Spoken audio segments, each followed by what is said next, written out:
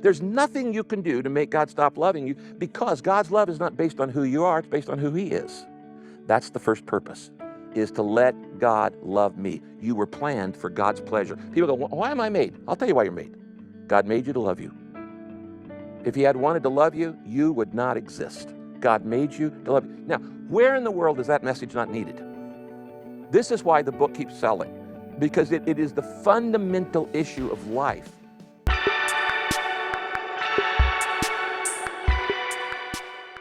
Rick Warren's The Purpose-Driven Life is one of the most influential books in modern American Christianity. Since its release in 2002, it has sold over 50 million copies, been translated into more than 50 languages, and shaped thousands of churches across the country. On the surface, it seemed like a spiritual revolution. Churches adopting a clear plan for growth, congregations energized by a new sense of purpose, and pastors armed with ready-made programs to attract new members. But beneath the bestseller lists and media accolades, there's a much more complicated story, one that raises serious questions about what church growth really means and who it ultimately serves. Between 2003 and 2010, more than 30,000 American churches implemented the purpose-driven model. These churches launched 40-day campaigns, removed traditional symbols like crosses and hymnals, and transformed their services to appeal to newcomers who had never been inside a church. Pastors followed scripts, preached pre-written sermons, and relied on small group materials designed by Warren's organization. Attendance numbers soared, parking lots filled, and church growth looked undeniable. Yet for many congregations, the initial excitement masked problems that only became clear over time. The central premise of the purpose-driven approach was simple. People are not accidents. God has a plan for every life, and if congregants follow the 40-day journey outlined in the book, they will discover their purpose. This personal spiritual focus was paired with a philosophy about church operations, often described as seeker-sensitive. The idea was that traditional church formats, liturgy, hymns, religious artwork, could alienate visitors, so these barriers had to be removed. Churches were redesigned to feel more like modern auditoriums than sacred spaces, and the language of worship shifted. Sermons became messages, congregations became audiences, and membership classes became assimilation programs. At first, pastors embraced the model enthusiastically. Saddleback Church, Rick Warren's own megachurch in Orange County, California, had already grown from a living room Bible study to more than 15,000 attendees per week. Warren offered a blueprint for success, and pastors saw this as a proven method for rapid growth. Conferences and leadership seminars taught pastors to adopt corporate strategies, target specific demographics, and design every aspect of the church experience around attracting newcomers. For many, it felt like permission to innovate and pursue growth without fear of failure. However, what looked like progress for pastors often felt like betrayal to longtime church members. People who had tithed for decades, volunteered countless hours, and built their congregations from the ground up suddenly found themselves sidelined. Hymns they had sung since childhood disappeared. Crosses that had hung for generations were taken down. When members raised concerns, they were sometimes told that they were standing in the way of God's plan or that their preference for tradition was holding the church back. This was encapsulated in Warren's concept of blessed subtraction, the idea that members who resisted the vision could leave, making room for new attendees. While framed as a spiritual principle, many critics argued it provided pastors with a license to push out loyal congregants under the guise of growth. The numbers initially seemed to justify these changes. New members came through the doors, baptisms increased, parking lots overflowed on Sundays. But several studies from the mid-2000s showed a troubling trend. While these churches were attracting visitors, they were retaining them at lower rates than more traditional congregations. People would come for months, sometimes years, but few developed deep roots. Willow Creek Community Church, another leader in the seeker-sensitive movement, conducted internal research and discovered that their most active and spiritually mature members were often the least satisfied. In other words, the very people who should have been thriving spiritually felt neglected and underserved. This mismatch between growth and spiritual health highlights a core tension in the purpose-driven model. On one hand, it is designed to bring people into the church and make them feel comfortable. On the other hand, it often overlooks the needs of the people who are already invested, creating a dynamic where long-term members feel alienated. For some congregations, this tension led to splits. Groups of long-time members left to start new churches or abandoned organized religion altogether. Others remained but struggled with a sense of spiritual homelessness within their own communities. Even Saddleback Church, the model of purpose-driven success was not immune. After Rick Warren retired in 2022, passing leadership to his chosen successor, the church faced internal struggles. Attendance reportedly declined, staff turnover increased, and the carefully constructed system that had revolved around Warren's leadership proved difficult to maintain. Despite Warren's teachings about the dangers of personality-driven ministry, Saddleback itself functioned as a personality-driven church. The ministry's vision, programs, and even its public image were so closely tied to one man that his departure created a vacuum that was difficult to fill. Beyond individual churches, the purpose-driven model raises broader questions about the nature of church growth. Is growth measured by attendance numbers alone, or should it include spiritual depth, community cohesion, and the well-being of longtime members? The answer is not simple. Some churches thrived under the purpose-driven approach. They successfully reached people who might never have set foot in a traditional church. Some individuals encountered God for the first time. But for many others, the model produced division, dissatisfaction, and a sense of displacement. There's also a cultural dimension to consider. The shift towards seeker-sensitive ministry reflects larger trends in American society: consumer-driven expectations, instant gratification, and the desire for experiences tailored to personal preferences. Churches adopting this approach borrowed heavily from corporate marketing, using demographic research and targeted messaging to attract their ideal congregants. While this may have worked to fill pews, it often commodified the church experience and treated spiritual growth like a product to be consumed. The impact on congregants' personal faith cannot be overstated. Members who stayed often reported feeling spiritually hollow. They attended services regularly but found little depth in the programs or messages. For families, the changes were particularly challenging. Rituals surrounding baptisms, weddings, and funerals, once deeply rooted in tradition, were sometimes altered or simplified to feel inclusive or modern. This created generational tension, as older members struggled with a loss of sacred symbols, while younger newcomers felt welcomed but less connected to the church's history. Financially, the model also had consequences. Many longtime tithers felt their contributions were no longer valued in decision-making. They saw church budgets shifted toward marketing campaigns, new programs, or infrastructure upgrades designed to attract new members. While these investments sometimes brought temporary growth, they also contributed to feelings of alienation among members who had supported the church for decades. Even as some churches grew numerically, spiritual growth often lagged behind. Baptisms, attendance, and small group participation were easy to measure, but genuine discipleship, the kind that produces lifelong commitment, spiritual maturity, and service, was much harder to track. Studies and first-hand accounts suggest that many purpose-driven churches achieved high visibility but low long-term spiritual impact, leaving both leaders and members questioning the true value of rapid growth strategies. The story of purpose-driven churches ultimately challenges how we define success in ministry. It's easy to point to attendance charts and baptism numbers as proof of impact, but these metrics are incomplete. True growth encompasses spiritual formation, belonging, and continuity. Without balancing these elements, even the most successful megachurch can experience hidden crises that only emerge when numbers stop telling the full story. Rick Warren's own intentions were undoubtedly sincere. He gave away 90% of his book royalties, supported causes like AIDS relief in Africa, and advocated for mental health awareness after the death of his son. Yet even with the best of intentions, the methods he advocated revealed the difficulty of balancing expansion, tradition, and genuine community. The purpose-driven movement shows both the potential and the pitfalls of applying corporate strategies to spiritual communities. For some congregations, it brought new life and renewed purpose. For others, it created division and left people feeling spiritually abandoned. The numbers told one story, but the human impact told another, and it's a story that continues to unfold in churches across America today. The lesson is clear: church growth isn't just a numbers game. It's about people, faith, and community. Programs and strategies can help, but they cannot replace meaningful relationships, spiritual depth, or a congregation's shared history. When evaluating the success of a church, we must look beyond the attendance chart and ask the harder question: are the people inside growing, thriving, and finding a home, or are they simply being counted? The answer to that question may be the real measure of whether purpose-driven churches truly grew, or if they simply grew in numbers while leaving too many behind.